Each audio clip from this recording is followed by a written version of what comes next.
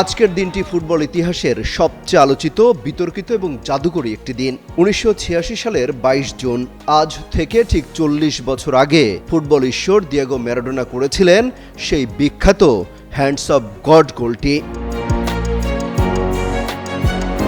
মেক্সিকোর আজতেকা স্টেডিয়ামে ইংল্যান্ডের বিপক্ষে কোয়ার্টার ফাইনালে ম্যারাডোনার সেই লাফ, রেফারিকে ফাঁকি দিয়ে হাত দিয়ে বল পাঠিয়ে দিলেন জালে।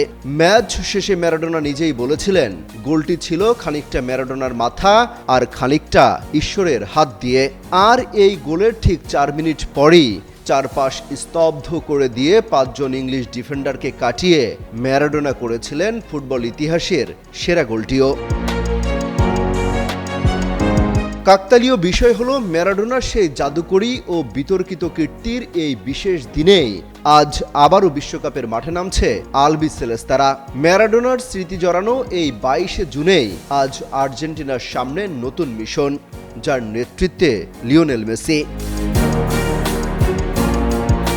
একদিকে যেমন রয়েছে ম্যারাডোনার 4 দশক পূর্তির আবেগ, অন্যদিকে রয়েছে আজ মাঠে নামার চরম চাপ।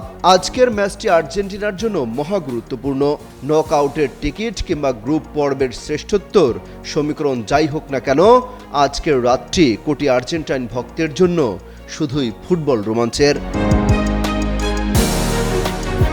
ম্যারাডোনার হাত নাকি আজকের আর্জেন্টিনার পা, কার জাদুতে বুঁদ হবেন কোটি আর্জেন্টাইন ভক্ত?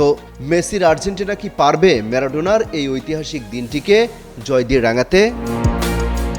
অমিত হাসান রবিন, যুগান্তর স্পোর্টস।